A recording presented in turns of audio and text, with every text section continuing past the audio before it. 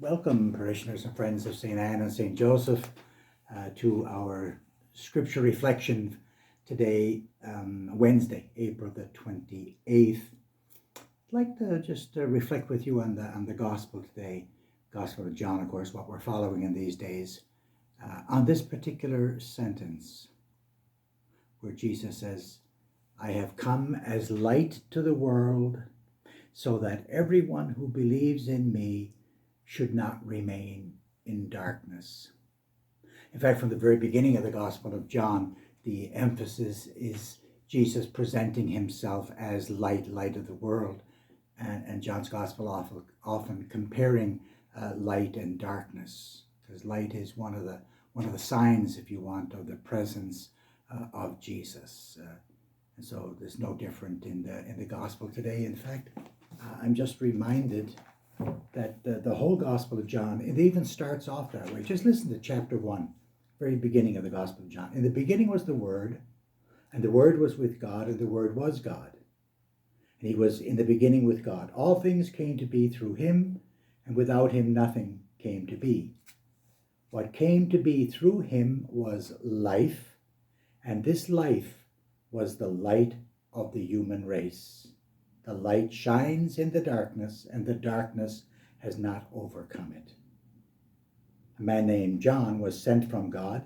He came for testimony, to testify to the light, so that all might believe through him. He was not the light, but came to testify to the light. The true light, which enlightens everyone, was coming into the world. That kind of sets the tone for all of John's Gospel. Now, we have to be honest, okay, that in today's world there is light. There is some light, of course, and we all see it, okay? The world is not totally in darkness. We're not all going to hell in a handbasket. We see glimmers of light all around us. The very presence, our presence at the Eucharist reveals Jesus to the world. Light is Jesus. And when we see goodness, when we see ourselves doing good, others doing good for a neighbor, this is light shining on our path, okay?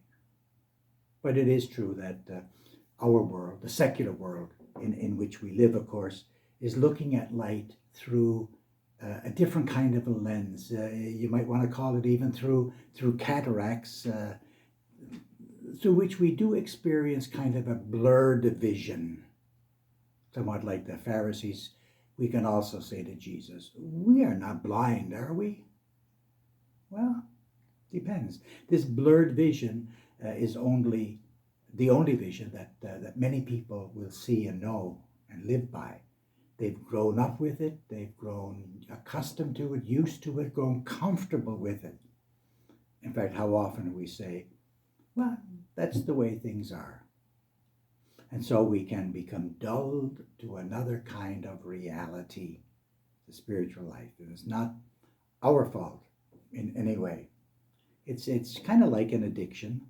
It's not a matter of bad will, just that we've grown used to the darkness and at some point unable even to recognize the darkness.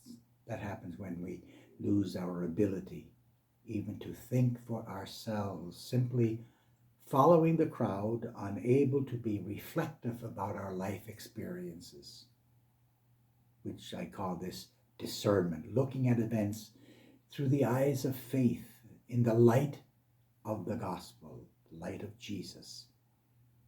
Because sure, it's from the cross that Jesus said, "Forgive them, Father, they do not know what they are doing."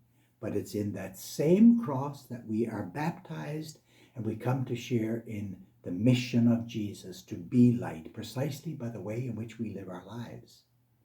And so we need to pray, and maybe that's our challenge today, to pray for light for ourselves, for others, for our leaders, and for the world, that we may all be enlightened disciples of Jesus the Christ. Thanks for listening. Have a good day. God bless.